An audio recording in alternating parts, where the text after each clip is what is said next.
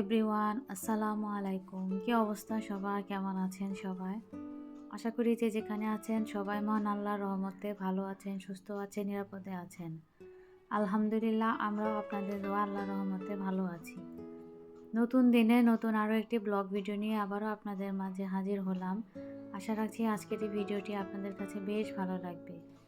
যারা ভিডিওতে ক্লিক করেছেন দয়া করে একটি লাইক দিয়ে ফুল ভিডিওটি কন্টিনিউ করবেন। আজকের ভিডিওটি আমি রাত থেকে শুরু করেছি।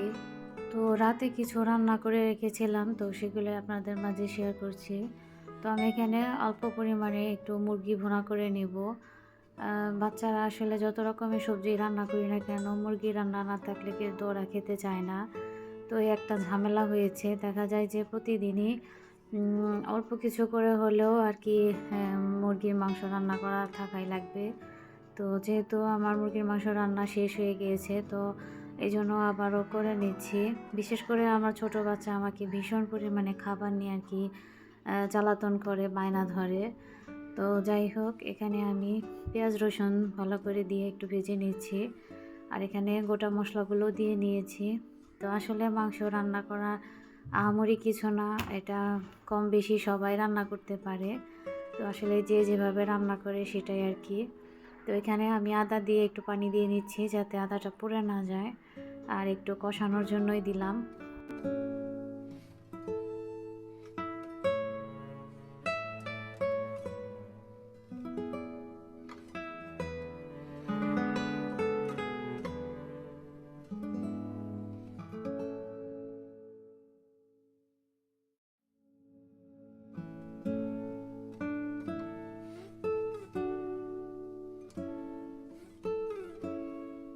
তো দুপুরবেলায় আমি সবজি রান্না করেছিলাম এবং ডালও রান্না করেছিলাম। তো রাতের দিকে আর কি মুরগির মাংস এবং তার সাথে লইট্টা শুটকি আর কি ভুনা করে নিচ্ছি।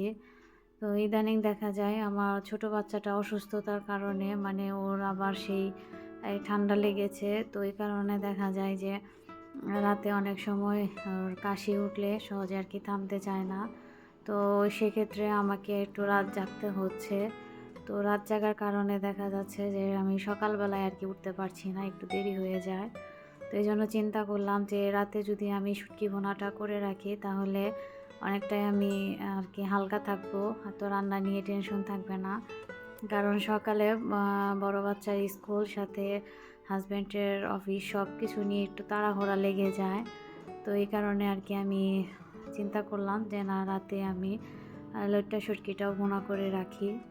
তো এই তো মাংস কিন্তু আমার কষানো হয়ে গিয়েছে, আর এখানে দেখতে পাচ্ছেন মুরগির পা আর কি দেখা যাচ্ছে। তো অনেকেই হয়তো মুরগি পা পছন্দ করে না, কিন্তু আমার বাচ্চারা মুরগির পা খুব পছন্দ করে।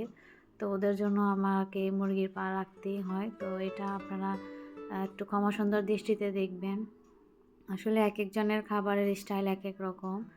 তো যাই হোক, আমি এখানে পরিমাণ মতো পানি দিয়ে সিদ্ধ করার জন্য একটু ঢেকে রান্না করে নিব।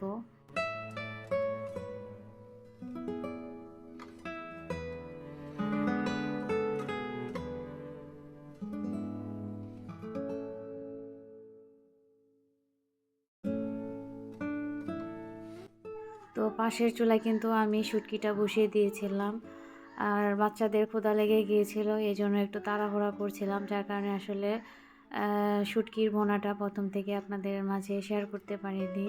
তো যাই হোক, আমি শুটকি দিয়ে একটু কষিয়ে নিয়েছি মশলা দিয়ে, তারপর একটু পানি দিয়ে নিয়েছি। কারণ একবারে শুকনো হলে ওরা খেতে চায় না, ওদের কাছে ভালো লাগে না। তো এই জন্য একটু আর কি পানি দিয়ে তারপর আবার আর কি আর একটু শুকিয়ে নিব। তো এই যে দেখেন, লইট্টা শুটকি কিন্তু আমার ভুনা হয়ে গেছে। তো এরকম মাখো মাখো শুটকি আমার বাসার সবাই আর কি পছন্দ করে। আর এই যে তার পাশে কিন্তু আমার মুরগি রান্নাটাও হয়ে গিয়েছে, এই যে এই পর্যায়ে এখন আছে।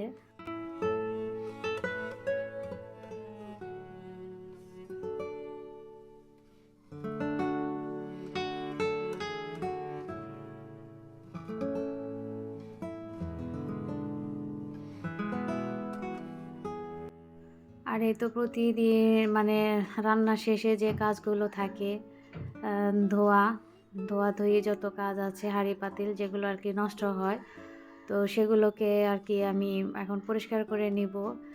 আর রাতের বেলায় চেষ্টা করি আমি ম্যাক্সিমাম হাঁড়ি পাতিলগুলো আর কি পরিষ্কার করে নিতে।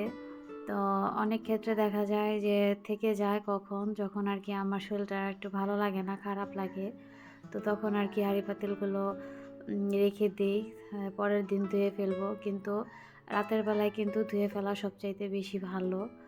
আর আমি আসলে জমতে দিই না, কারণ জমতে দিলে কষ্ট একটু বেশি হয়ে যায়।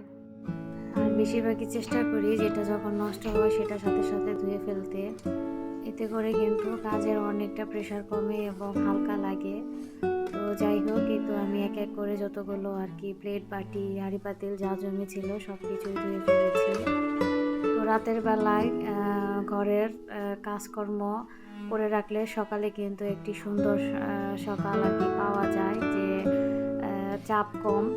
আর দেখা যায় যেহেতু সেই আবার আগের রুটিন, বাচ্চাদের স্কুল, তারপরে হাজব্যান্ডের অফিস, সব কিছু মিলিয়ে যেহেতু আবার সেই আগের রুটিন, তো সেক্ষেত্রে কাজ যতটা রাতে কমিয়ে রাখা যায় ততটাই কিন্তু ভালো।